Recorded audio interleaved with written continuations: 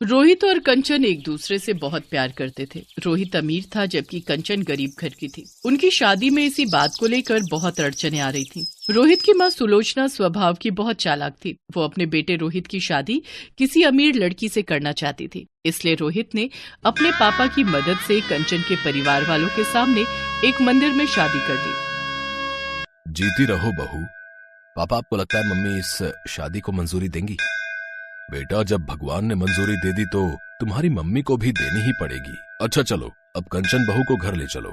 माँ, मुझे आशीर्वाद दो कि मैं सासू माँ का दिल जीत सकूं। बेटी, मुझे पता है तू एक न एक दिन अपनी सासू माँ का दिल जरूर जीत लेगी और मेरा आशीर्वाद हमेशा तेरे साथ है। कंचन रोहित और अपने ससुर के साथ घर पहुँचती है, पर ये क्या, जैसा सोचा था उसका बिल्कुल उल्टा हुआ। उसकी सासू माँ ने कंचन को देखकर बिल्कुल भी गुस्सा नहीं किया। वो तो खुशी से थाली सजाकर उन दोनों की आरती करने लगी। ये देखकर रोहित और उसके पापा हैरान रह गए। उन्हें तो लगा कि सुलोचना पूरे घर को सिर पर उठा लेगी, पर ऐसा कुछ भी नहीं हुआ। सुलोचना ने कंचन का बहुत प्यार से स्वागत किया। आओ बहू, अंदर आओ, नए घर में तुम्हारा स्वागत है। देखो जी, शादी तो तुम चुपचाप कराए, पर रिसेप्शन में बहुत बड़ा करना चाहती हूँ। मेरे भी तो अरमान है कि आस पड़ोस और रिश्तेदार सब मेरी बहू को देखे। हाँ हाँ सुलोचना, बिल्कुल, मैं आज ही रिसेप्शन के सारे इंतजाम करता हूँ। कंचन खुश थी कि उसकी सास ने उसे अपना लिया था, पर ऐसा कुछ भी नहीं था। सुलोचना बहुत चालाक थी। वो अपने मन में कोई और ही खिचड़ी पका रही थी। मैं ये झूठे प्यार का नाटक ज्यादा दिन नहीं कर सकती। मुझे कुछ और ही सोचना होगा, हाँ, ताकि मैं इस लड़की को अपने घर से निकाल सकूं। सुलोचना ने कंचन को बहू के रूप में नहीं अपनाया था। वो तो सबके बीच नाटक कर रही थी। रिसेप्शन में सुलोचना कंचन को अपने रिश्तेदारों और पड़ोसियों से मिलवाती है। रोहित का ध्यान अपने दोस्तों में था। क्या बात है सुलोचना, तूने तो चोरी चुपके बेटे की शादी भी कर दी और अचानक से रिसेप्शन भी रख दिया। बात कुछ हजम नहीं हुई। अब क्या बताऊं सुषमा, बहू गरीब घर की है बेचारी, इसलिए चुन्नी चढ़ा कर ले आए। अब बारात जाती तो इसके माता पिता में इतनी गुंजाइश नहीं थी कि बारात का स्वागत कर सकते। अरे बिल्कुल भी कुछ नहीं है, तुम क्या समझ रही हो, घर में बैठने के लिए कुर्सी तक तो है नहीं। वो तो रोहित को ना जाने इसमें क्या दिख गया। अब बच्चों की तो तुम जानती ही हो, जिद के आगे झुकना ही पड़ता है, वरना मैं तो इसे कभी भी अपनी बहू ना बनाती। अच्छा, तुम लोग अब आई हो रिसेप्शन में तो अच्छे से खा पी कर जाना। बबली, उषा, सुन रही हो ना, हमने रिसेप्शन बड़ा पैसा लगा कर रखा है, एक एक बढ़िया चीज बनवाई है। बहू अगर गरीब घर की है तो क्या हो गया, ससुराल तो उसे अमीर मिला है। चलो मैं और मेहमानों को देख लूं। सास की बातें सुनकर कंचन की आंखें आंसुओं से भर आती हैं। तभी उसके माँ और पापा आ जाते हैं। कंचन अपने आंसू पोंछ लेती है। सुलोचना मुंह बनाती हुई उसके आगे से चली जाती है। बेटी, तू अपने ससुराल में खुश तो है ना? कंचन, तेरी सास ने तेरे साथ कुछ गलत बात तो नहीं की? जी पापा जी, माँ जी तो मुझे बहुत प्यार करती हैं। पता है, जब से आई हूँ कोई काम ही नहीं करने देती, सारा दिन ठाठ से बैठे रहती हूँ।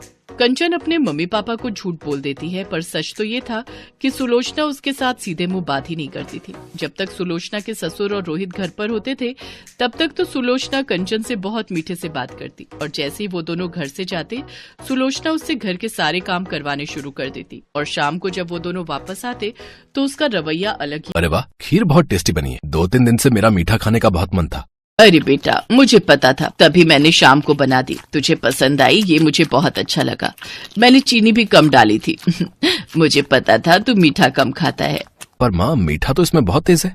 सुलोचना झूठ बोल रही थी, क्योंकि खीर उसने नहीं बल्कि कंचन ने बनाई थी। कंचन ने मीठा ज्यादा डाल दिया था। जब सुलोचना की चोरी खुलने वाली थी तो कंचन बात को संभाल लेती है। अरे वो मैंने ही मीठा ज्यादा डाल दिया, मुझे नहीं पता था कि माँ जी मीठा डाल चुकी हैं।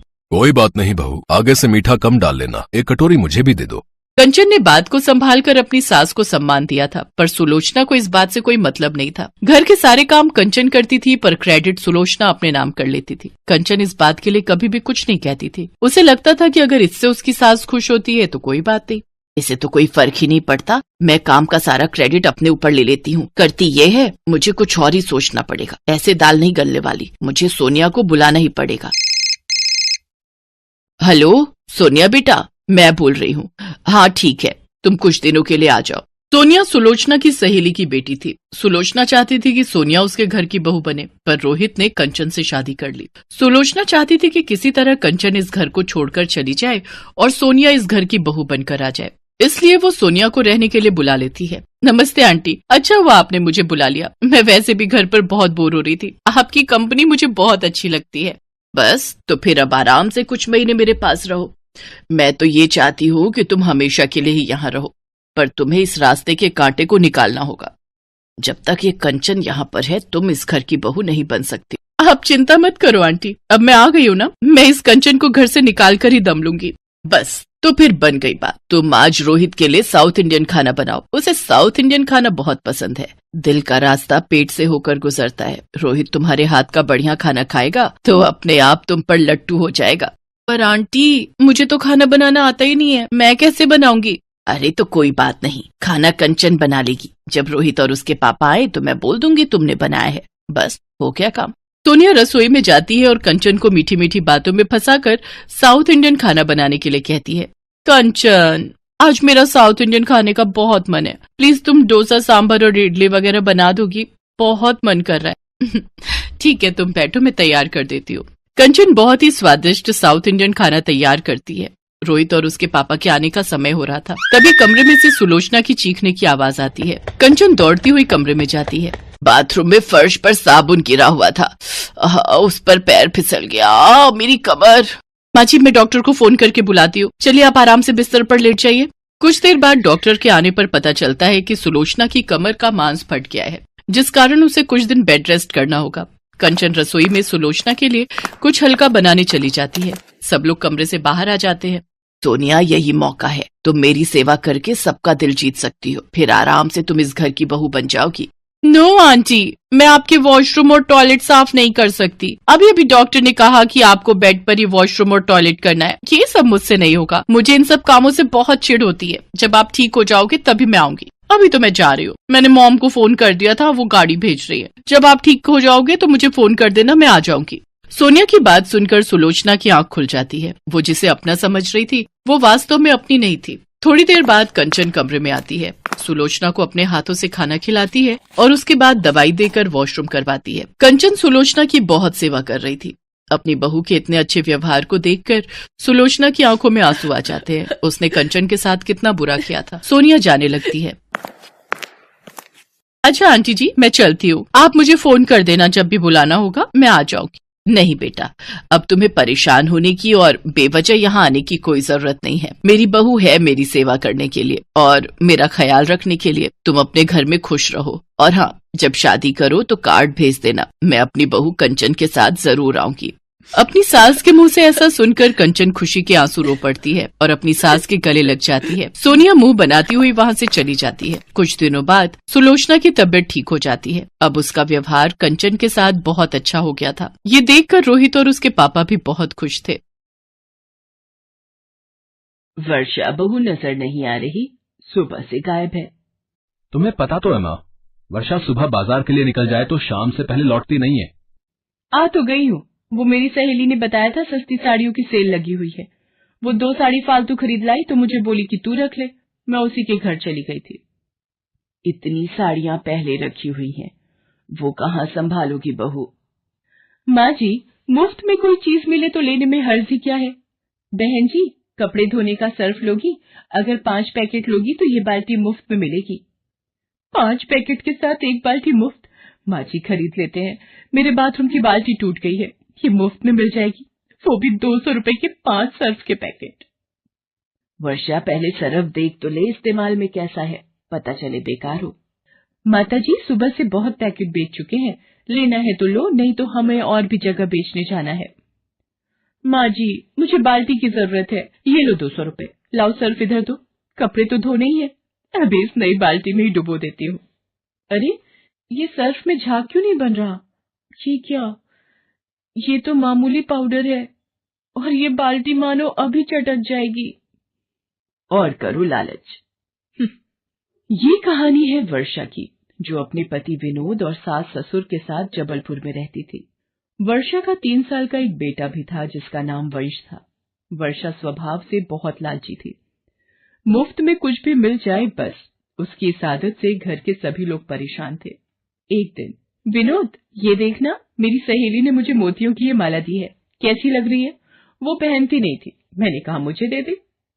अच्छी है, पर ऐसे हर बार तुम किसी न किसी सहेली के घर जाती हो और कोई ना कोई चीज लेकर आती हो, अच्छा नहीं लगता। विनोद तुम खुद तो कभी कुछ लाकर देते नहीं हो, और मेरी सहेलियां दें तो तुम्हें बुरा लगता है। विनोद, इसे कुछ भी कहना बेकार है। माँ जी, एक तो वैसे ही शादी के बाद इस घर में मुझे कोई सुख नहीं मिला, ऊपर से आप मुझे ही सुना रहे हो। अरे अब बस भी करो। तुम लोगों की सारा दिन चिक चिक सुनकर मोहल्ले वाले भी कहते हैं कोई भिंडी बाजार है हमारा घर। वंश, आओ, तुम्हें तैयार कर दूं, बर्थडे में जाने का समय हो रहा है।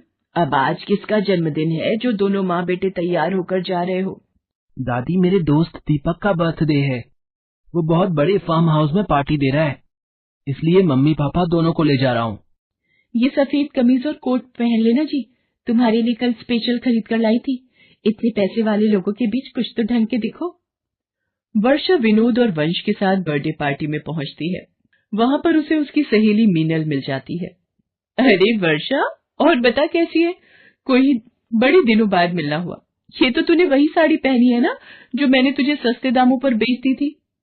यहाँ तो चुप हो जा मीनल, वो तो काफी पुरानी बात हो गई, किसी ने सुन लिया तो। वर्षा, जरा इधर आना। देखा, मैं तभी बोल रहा था, यूं लालच में आकर बिना सोचे समझे कुछ भी खरीदती रहती हो। मम्मी, मुझे भी इस साल अपना बर्थडे ऐसे ही फार्म हाउस पर मनाना है। इतनी धूमधाम से जन्मदिन मनाना बेटे तेरे पापा के बस की बात नहीं है, भूल जा। किसी बड़े खानदान में पैदा हो जाता तो शायद ऐसा धूमधाम वाला जन्मदिन मना पाता। चलो, काफी देर हो गई है, ऑटो भी नहीं मिलेगा। क्या हुआ वंश बेटा, दीपक के साथ कुछ देर और खेल लो। बस सर, ऑटो मिल जाए तो टाइम से घर पहुंच जाएंगे। इसमें चिंता की क्या बात है, मैं अभी ड्राइवर को बोलता हूँ, वो आप लोगों को छोड़ आएगा। अरे नहीं सर, आप परेशान। वो हमारी गाड़ी ठीक होने गई है, इसलिए हम कैब करके आए थे, अब हो नहीं रही तो ऑटो। विनोद, जब मिस्टर अरोड़ा इतना जोर दे रहे हैं तो चल लेते हैं। बड़ी गाड़ी में बैठने का अलग ही मजा है, और ऑटो के पैसे भी बच जाएंगे। वर्षा विनोद को जबरदस्ती मिस्टर अरोड़ा की गाड़ी में चलने के लिए कहती है, और मजबूरीवश विनोद को उसका कहना मानना पड़ता है। जब से वर्षा बड़ी गाड़ी में बैठकर आई थी, तब से ना जाने रोजाना कौन से सपनों में खो जाती थी। ऐसे ही एक दिन, काश इतनी बड़ी गाड़ी हमारे पास भी होती तो उसमें सचमुच कितना मजा आता। आलीशान घर, बड़ी गाड़ी, दौलत, शोहरत, सब कुछ हो तो कितना मजा आए जिंदगी जीने का। बेटी, दौलत शोहरत से खुशियां नहीं खरीदी जा सकती। आप कौन हो जो मुझे ये उपदेश दे रहे हो? और कौन कहता है पैसा सारी खुशियां नहीं देता? अगर मेरे पास भी पैसा हो तो मैं तो बस खुशी खुश रहूं। अच्छा, चलो एक काम करो, मैं तुम्हें नोट छापने की एक मशीन दूंगा, पर वो एक जादुई मशीन होगी जो रोजाना घर में से कोई भी एक चीज लेकर बदले में तुम्हें नोट देगी। लेकिन याद रखना, मशीन रोजाना नोट देती है, इसलिए एक दिन भी तुमने उस मशीन को कुछ नहीं दिया, फिर वो तुम पर हावी हो जाएगी। बाबा, मुझे तो रोजाना ही नोट चाहिए, मुझे इसमें कोई परेशानी नहीं है। बस आप मुझे जल्दी से वो नोट छापने की मशीन दे दो, फिर तो मेरी सारी परेशानियां दूर हो जाएंगी।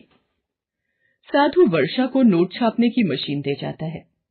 कौन था वर्षा, इतनी देर से दरवाजे पर क्यों खड़ी थी? ये देखो माँ जी, एक साधु बाबा मुझे ये नोट छापने की मशीन दे गए हैं। अब रोजाना ये मशीन किसी भी एक चीज के बदले नोट देगी। ये तो कहीं नहीं सुना, तू तो लग रहा है दिन में सपने देख रही है और जादू और चमत्कार की बातें कर रही है। माँ जी, मैं सच कह रही हूँ, रुको मैं आपको इस मशीन में से नोट निकाल कर दिखाती हूँ। ये देखो, मैंने इसमें ये रुमाल डाला और अभी देखना नोट बाहर आएंगे। हाँ, ये तो कमाल हो गया वर्षा बहू, इस मशीन में तो नोट छपकर बाहर आ रहे हैं। सुनो जी, ये देखो, वर्षा बहू को एक साधु बाबा नोट छापने की मशीन ये मशीन तो सच में नोट छाप रही है। बाबूजी, अब आप देखते जाओ, हम लोग कुछ ही दिनों में करोड़पति बन जाएंगे। नोट छापने की मशीन देखकर विनोद न जाने किस चिंता में था। वो वर्षा से बोला, वर्षा, मुझे कुछ ठीक नहीं लग रहा है, इस तरह से मशीनों में कोई चीज डालकर नोट निकालना गलत है। मुझे तो इसमें कोई राज छुपा दिखाई पड़ता है। ऐसा ना हो ये लालच तुम्हें ले डूबे और कहीं तुम्हें पछताना न पड़े। अरे पछताऊंगी क्यों, जब रोजाना नोट हाथ में आएंगे तो फिर तो मानो रोज दिवाली। आओ माँ जी, आओ माँ जी, आज हम ढेर सारी शॉपिंग करने चलते हैं। मुझे कुछ चीजें दे दो ताकि मशीन में से नोट निकाल सकूं। मम्मी मुझे भी ढेर सारे महंगे खिलौने खरीदने हैं। मेरे दोस्त दीपक के पास बहुत बढ़िया और महंगे खिलौने हैं। ठीक है, आज तुम जितने मर्जी खिलौने खरीद लेना। मेरे पास बहुत पैसे हैं जो कभी खत्म नहीं होंगे। इस तरह वर्षा ने पैसे आते ही घर का नक्शा बदल दिया। नया घर, गाड़ी, धन दौलत सब कुछ उसके पास आ गया। एक दिन, हेलो मीनल, मेरे बेटे वंश का हैप्पी बर्थडे है, तो तुम्हें भी आना है। बहुत बड़े 5 स्टार होटल में पार्टी दे रही हो। ठीक है, बाय। वर्षा, ये क्या, तुम वंश के जन्मदिन की पार्टी दे रही हो? अरे, आज जब हमारे पास पैसों की कोई कमी नहीं है तो हम अपने वंश का जन्मदिन बहुत धूमधाम से मना सकते हैं। वर्षा वंश के जन्मदिन की तैयारियां कर रही थी। अचानक, विनोद, तुमने वंश को देखा है? दिखाई नहीं दे रहा। अपने कमरे में होगा। इतने सारे वीडियो गेम, महंगे खिलौने तुमने लाकर दे दिए, अब तो उन्हीं में लगा रहता है। वर्षा, सुबह से वंश अपने कमरे में ही बैठा है। मैं वंश को बुलाकर लाता हूँ। वंश बेटा, वंश कहाँ हो? वंश कहाँ गया? मेरा मन घबरा रहा है। ऐसे घर से कहाँ जा सकता है? इधर उधर जरा पड़ोस में ढूंढो। आज जन्मदिन पर हमारे पैर छूने भी नहीं आया, नहीं तो सबसे पहले उठकर हमारे पास आता है। ये नोट मशीन में वंश की टी शर्ट कैसे नजर आ रही है? वंश, इसका मतलब नोट मेरे वंश को खा गई। क्या हुआ, रोने क्यों लगी? विनोद, मुझे साधु बाबा ने बोला था अगर इस नोट मशीन में एक भी दिन कुछ नहीं गया तो ये हम पर हावी हो जाएगी, और ऐसा ही हुआ। आज मैंने मशीन का इस्तेमाल नहीं किया तो इस मशीन ने खुद से मेरे वंश को अपने में ले लिया, और ये देखो बदले में नोट छपे हुए। मेरे बच्चे के बिना मैं क्या ऐश करूंगी। वर्षा रोने लगती है, पर नोट वाली मशीन वर्षा के पति विनोद, सास और ससुर तीनों को खींच लेती है और बदले में ढेर सारे नोट मशीन से बाहर आ जाते हैं। ये नहीं हो सकता। मैं अपने परिवार के बिना ये सब धन दौलत क्या करूंगी? मेरी असली दौलत तो मेरा परिवार है। साधु बाबा आप सही कह रहे थे, मुफ्त का धन खुशी नहीं देता, मेहनत से जितना भी कमाओ खुशी देता है। बाबा ये मशीन वापस ले लो, मुझे मेरे अपने दे दो, मैं कभी लालच नहीं करूंगी। नोट मशीन मेरे परिवार के लोगों को वापस कर, नहीं तो मैं तुझे तोड़ दूंगी। हे भगवान, इसके दिन में देखने वाले सपनों ने तो दिमाग खराब किया हुआ है, तभी नींद में सब कुछ फेंक रही है। वर्षा, ओ वर्षा, आज वंश का जन्मदिन है, उसके दोस्त आते ही होंगे। भटूरे का आटा तैयार कर दिया है, जाकर छोले बना ले। विनोद केक लेने गया हुआ है और तेरे बाबूजी वंश के साथ गुब्बारे फुलाने में लगे हुए हैं। ये सपना था, मेरे अपने मेरे पास है। माँ जी इधर आना, आज आपको गले लगाने का मन हो रहा है। आज इतना लाड क्यों दिखा रही है? कहीं इसलिए तो नहीं छोले भी मैं ही बना दूं? मेरी प्यारी सासू माँ। Thanks for watching.